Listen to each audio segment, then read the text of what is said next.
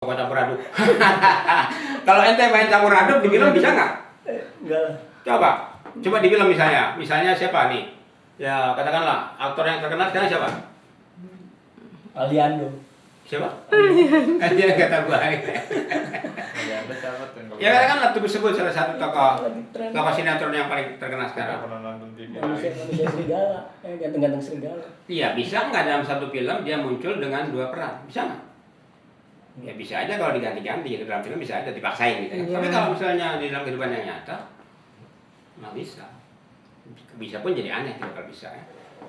Jadi, nah ini yang berlaku bagi semua tokoh sekarang ini. Semua tokoh itu butuh tempat nggak? Butuh. Semua tokoh butuh tempat nggak? Iya. Jadi tokoh itu butuh tempat. Butuh tempat. Butuh lokasi. Butuh tempat geografis ya. Terus butuh waktu nggak? Butuh waktu nggak? Betul. Butuh. Katakanlah waktu itu dalam konteks seseorang ya umur ya. Atau kesempatan. Umur atau kesempatan. Waktu dalam arti usia dan kesempatan. Ada umur, ada usia, nggak ada kesempatan. Bisa nggak memerankan ilmu? Bisa nggak? Imam sehat walafiat, umurnya memang lagi ada aja kan. Tapi nggak dikasih kesempatan untuk jadi khotib misalnya di masjidnya. Bisa nggak dia ngomong? Misalnya, gua nggak apa-apa, gua nggak dikasih kesempatan jadi khotib Jumat, gua ngomong aja di tempat lain. Misalnya ketika dia ada hari Jumat, khotib yang lain ngomong di mimbar, imam ngomong di belakangnya. Didengerin nggak? Bisa-bisa dicaci maki orang gitu kan. Jadi perusuh. Nah ini tokoh dalam konteks memerankan ilmu ya tadi ya. Tokoh dalam memerankan sebuah ilmu tadi apa menghayati atau menghidupkan ya, mewujudkan dalam konteks butuh apa? Butuh tempat. Butuh kesempatan. Kalau dia nggak dikasih kesempatan atau nggak dapat kesempatan, bisa berbuat nggak? Sekarang nih orang lagi caci maki Jokowi. Caci maki Jokowi, misalnya memuja-muja Prabowo. Tapi Jokowi dapat ini, Prabowo enggak. Sebodoh-bodohnya Jokowi, tapi dia punya kesempatan. Sedikit lagi pegang gitu kan. Ibarat panggung lagi dikuasain sama dia gitu kan. Sedangkan Prabowo boro-boro bisa naik panggung gitu kan. Dekat di sampingnya aja barangkali udah diusir gitu. Lo ngapain lo? Suruh. Jadi betapa pentingnya manusia itu dalam konteks pementasan ilmu, dia butuh tempat, butuh lokasi, butuh kesempatan. Ya usia jelas ya, kalau nggak ada usia ya kan sudah jadi apa? Jadi mendiang almarhumah. Bukan mendiang Rialek Padang barangkali, mendiang mending. Ngerti yang sama saja? Jadi apa? Iman benihnya ilmu dihidupkan tokoh menjadi uswah. Tetapi kalau dia tidak diberi tempat, nggak dikasih kesempatan, dia nggak bisa mementaskan ilmu. Gitu ya. Nah, oke. Berikutnya meningkat lagi. Kalau dia sudah dapat kesempatan, dia dapat waktu, dia menjalankan ilmu itu bisa sembarangan nggak? Bisa sembarangan nggak? Enggak. Nah kalau tidak bisa sembarangan berarti harus ngapain? Harus sesuai prosedur. Jadi menjalankan ilmu itu harus sesuai prosedur. Apa prosedur? Ya nggak usah susah lah Pak, nggak usah sulit-sulit kita ngomong prosedur. Prosedur itu sunnah yang kita maksud ya. Yang kita maksud prosedur itu sunnah. Sunnahnya udah kita pahami ya. Sunnah. Nah sekarang kita ngomong lagi sunnah Rasul. Sunnah Rasul siapa? Sunnah Rasul Nabi Muhammad. Sebagai pementas Quran, sebagai tokoh utama Quran ya. Nabi Muhammad udah nggak ada. Kita mau mengulang, mementaskan sunnah Rasul, Al-Quran seperti siapa? Seperti Nabi Muhammad, bukan seperti Imam Ghazali, bukan seperti imam yang 4, imam fikih yang 4 gitu kan. Bukan seperti imam para sufi, bukan seperti para ahli fikih, ahli tafsir, bukan. Kita mau ikut uswahnya apa tadi? Nabi Muhammad. Dan di dalam sunnah Nabi Muhammad itu tercakup sunnah para rasul yang lain, tapi dengan catatan sunnah rasul yang lain itu disebutkan dalam Al-Quran secara parsial, secara bagian-bagian tertentu, itu untuk ilustrasi gitu kan, untuk ilustrasi. Bagi apa? Bagi kasus-kasus yang akan dihadapi oleh orang yang akan menjalankan sunnah Rasul Muhammad secara lengkap. Ada kasus Ibrahim dan lain-lain, itu tercakup dalam sunnah Muhammad. Dan itu menjadi prosedur untuk apa? Prosedur dalam rangka menghidupkan ilmu ini yang dimaksud Al-Quran, gitu kan? Ini jelas kan? Nah, terus ilmu dijalankan dengan satu prosedur, butuh proses nggak? Butuh. Bisa nggak langsung jadi? Nah, karena itu penting kita memahami proses dalam tegaknya sunnah Rasul. Katakanlah kalau kita masuk ke sunnah Rasul Muhammad, kita perlu mempelajari prosesnya kan? Walaupun mungkin tidak plek begitu aja harus dicontoh pas secara detail gitu kan, tapi kan paling enggak itu menjadi apa? Menjadi acuan ya. Acuan itu menjadi perbandingan, menjadi apa? Bahkan mungkin ada juga dari antara langkah-langkah Rasul itu yang harus diikuti secara tepat ya. Apa? Misalnya studi Quran, ratil Quran. Bisa enggak kita berimprovisasi? Beramallah dengan sunnah Rasul Muhammad. Beramal dengan cara Nabi Muhammad belajar Quran. Gua enggak tahu. Pokoknya gua mau belajar Quran. Bisa enggak? Bisa enggak? Bisa, kenapa enggak? Cuman boleh enggak? Iya, kalau bisa kan manusia bebas. Tapi boleh nggak?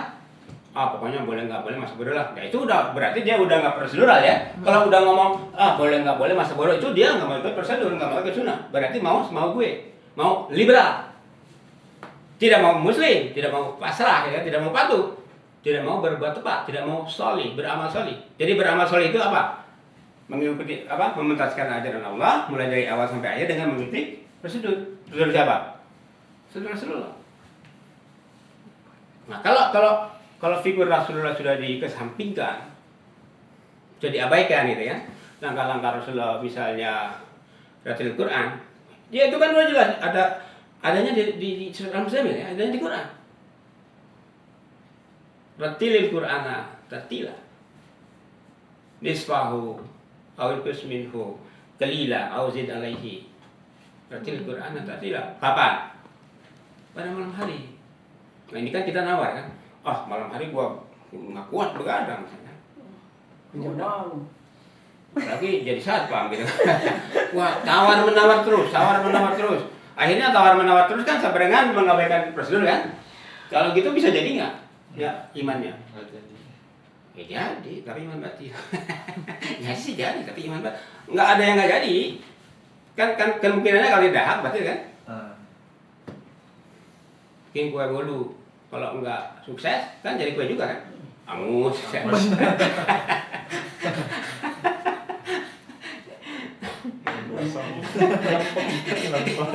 Imam gosong ya, ya gitu ya, saya kira bisa dipahami ya. Sudah mau jam berapa ini? Jam 10 kurang ya. Jadi gitu ya.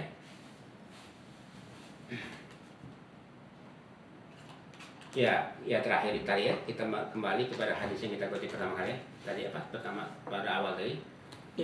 Yarji'ul iman ila Madinah kama tarji'ul hayah ila khunfiha. Iman itu mengacu kembali pada Madinah, seperti halnya ular kembali pada sarangnya. Jadi iman tidak bisa dipisahkan dari Madinah. Nah, dari hadis ini ada sesuatu yang tidak disebut secara langsung. Apa? Ada apa di balik din? Ya, ini sebelumnya kan kita sudah singgung sedikit ya. Ada apa di balik din? Apa di balik Madinah? Ada apa di balik Madinah? Di balik istilah Al-Madinah ini ada apa? Di balik Al-Madinatu ini ada apa?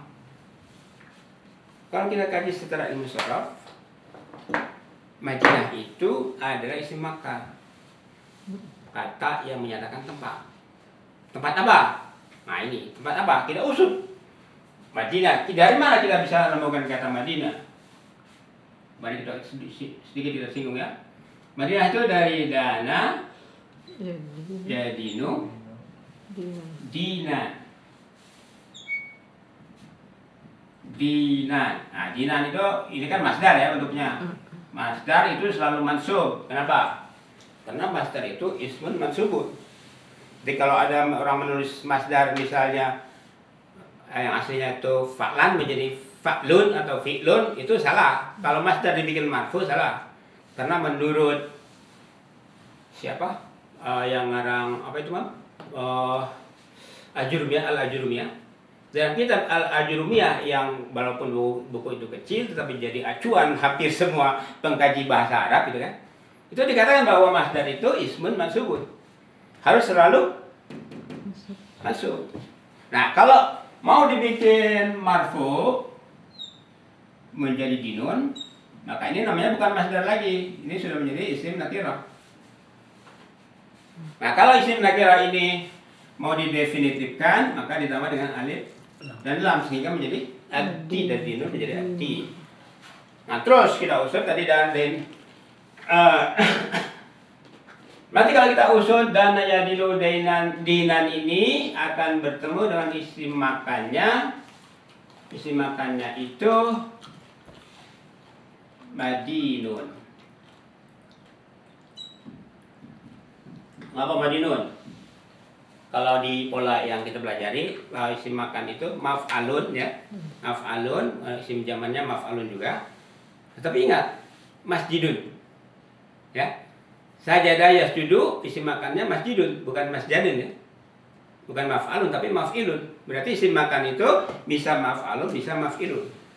Nah, berarti dana yadinu itu mirip dengan yang masjid tadi. Sajada yasjudu terus seterusnya masjidun ya. Berarti dana yadinu dan seterusnya juga madinun. Nah, madinun ini kan cowok berzakat. Kalau mau dicewekin menjadi madinatun. Nah, jadi jelas kalau gitu Madinatun itu adalah wadah bagi din. Din apa? Din apa yang dimaksud? Kalau Nabi ngomong, kalau Allah ngomong, din apa yang dimaksud? Dinul haq. Dinul haq itu apa? Dinul Islam. Kalau gitu yarji'ul iman ilal Madinah sabarengan yarji'ul iman ila apa? Ila Islam. Ila apa? Maksud ila Islam itu kepada dinul Islam, kepada dinul Islam. Kalau bicara tempatnya Madinah. Jadi intinya tadi ya, bahwa dinul Islam yang di dalamnya ada iman itu merupakan dasar dari dinul Islam ya, tanda asas dari dinul Islam. Ya, dinul Islam itu butuh Madinah, butuh tempat. Butuh tempat ya butuh waktu juga gitu ya. Nah, sekarang ini kan orang Islam di Indonesia punya Madinah enggak? Diberi tempat enggak? Nah, terus ya kalau kita bikin tempat Madinah di Indonesia berarti kita bikin negara dalam negara. Kalau Madinah itu negara ya. Tapi kan Madinah tidak harus negara. Sebelum ini sudah saya singgung ya. Madinah tidak harus negara. Madinah itu bisa dalam tingkat rumah, diri ya. Kalau dalam diri kan terlalu abstrak ya. Artinya iman hanya dalam hati kita misalnya kan. Coba deh kalau beriman sendirian bisa nggak bisa. Karena jangan beriman deh. Kita bikin kue aja kalau mau sendirian. Misalnya bikin kue bolu, segede apa gitu. Bikin sendiri gitu kan, terus makan sendiri. Enak gak? Enggak. Enak itu kalau kita bikin kue, masak dimakan bareng-bareng gitu kan. Begitu kalau iman diumpamakan kue bolu, ya harus dimakan rame-rame. Nah, ketika dimakan rame-rame, dilaksanakan rame-rame itu ya otomatis butuh tempat ya, butuh tempat. Nah, terus dalam konteks iman mengacu pada Madinah, selalu mengacu pada Madinah. Madinahnya apa harus negara? Kalau tadi Philip K. itu mengatakan Islam itu mulanya agama ya, kemudian jadi negara, kemudian jadi peradaban.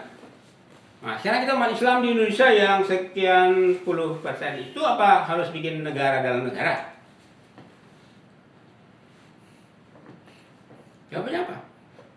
nggak harus itu dalam arti apa? Nggak harus mengubah Indonesia ini, misalnya kalau kita nafsu gitu kan, mau menegakkan menjadikan Indonesia sebagai Madinah, kita nafsu banget gitu kan, karena kita merasa mayoritas, udahlah kita bikin pemerintahan tandingan, kayak FPI bikin gubernur tandingan ya, bagi Ahok. Ya, FPI bikin gubernur tandingan bagi Ahok. Sekarang saya tanya, yang fungsional sebagai gubernur siapa? Ahok atau yang gubernur yang dipilih FPI? Ahok. Yang dipilih FPI kemana sekarang? Ada kabar nggak?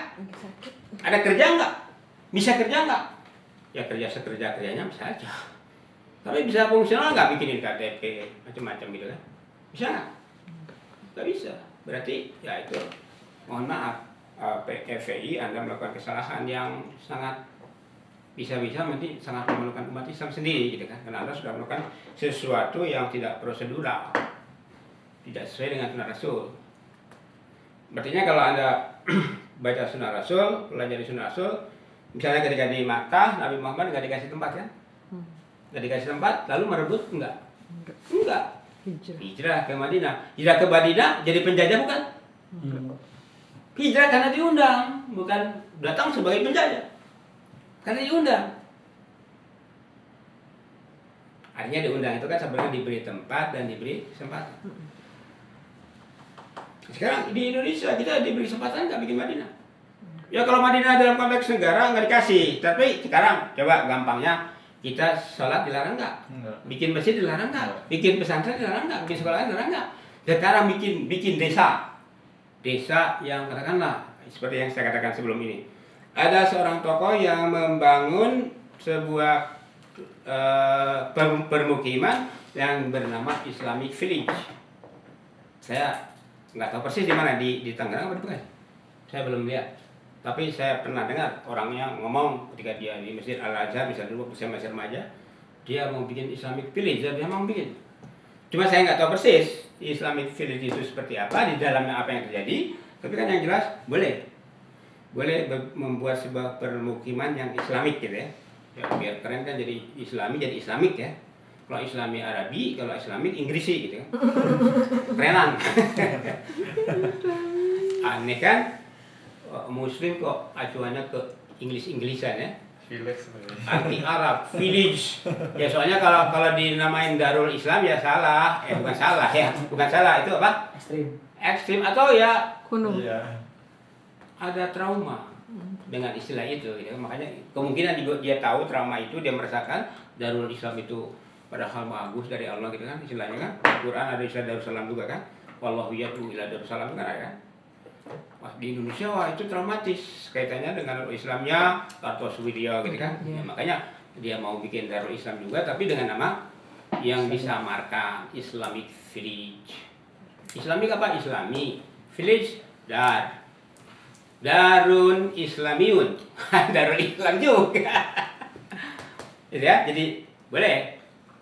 Bahkan ada teman kemarin itu bergurau. Kalau kita mau bikin semacam Islamic Village kan bisa minta sama Ahok. Apa iya mau dikasih sama Ahok? Loh Ahok itu biar Cina, biar Kristen, dia itu menyukai Nabi Muhammad, meniru akhlak Nabi Muhammad.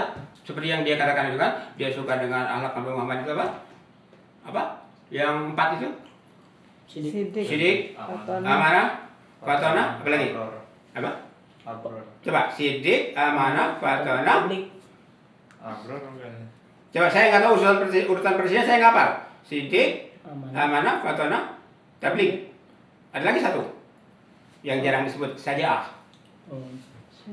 Syariah berani. Kalau sidik benar itu kan, fatona cerdas, amanah ya memegang amanah gitu kan. Terus apa? Tabligh ya cenderung menyampaikan sesuatu secara apa adanya gitu kan, objektif. Nah kalau Ahok sudah menyukai sifat-sifat Nabi Muhammad, ya kalau kita minta, bos gimana kalau saya mau bikin Islamic Village di sebuah tempat